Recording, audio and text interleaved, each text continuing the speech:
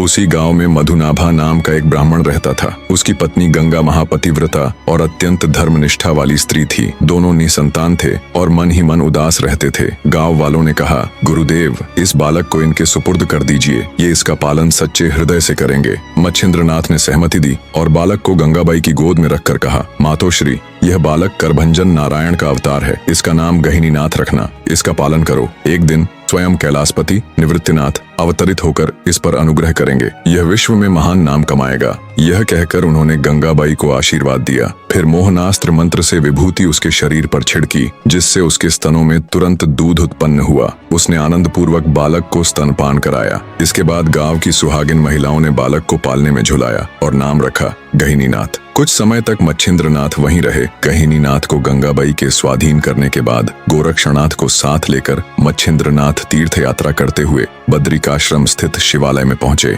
वहां दोनों ने भगवान शंकर जी को प्रणाम किया और स्तवन आरंभ किया। उनकी स्तुति सुनकर शंकर जी प्रसन्न हुए और प्रकट होकर दर्शन दिए। उन्होंने दोनों को आलिंगन कर अपने समीप बिठाया। तब शिव जी ने मच्छिंद्रनाथ से कहा, यह गोरक्षनाथ ब्रह्मांड का तारक होगा। कनकगिरी पर्वत पर तुमने साधना कर देवताओं को साध लिया। जब श्री राम, नरसिंह, सूर्य, हनुमान, कालिका आदि वीरों सहित भैरवों को बुलाया था, तब मैं भी वहां आया था। उसी समय से मेरी और गोरक्षनाथ की पहचान है। तुमने इसे विद्याभ्यास कराया, यह सत्य है, लेकिन केवल उससे इसका विशेष लाभ नहीं होगा। इसे तप अवश्य करना चाहिए। इसलिए इसे मेरे आश्रम में तप करने हेतु बिठाओ। तब इसकी विद्या और अस्त्र शस्त्र सब फलदायी होंगे। जब शिवजी ने मच्छिंद्रनाथ को यह उपदेश दिया, तब गोरक्षनाथ को शुभ मुहूर्त में तपस्या हेतु बैठाया गया। वह लोहे के कांटों पर पैर रखकर खड़े हो गए और आकाश की ओर दृष्टि जमाकर केवल फल पत्ते खाकर तप करने लगे। यह देखकर मच्छिंद्रनाथ ने कहा, हमारी अगली भेंट 12 वर्ष बाद होगी, और तीर्थ यात्रा पर निकल पड़े। उन्होंने अनेक तीर्थों का भ्रमण किया और अंत में सेतुबंध रामेश्वर पहुंचे।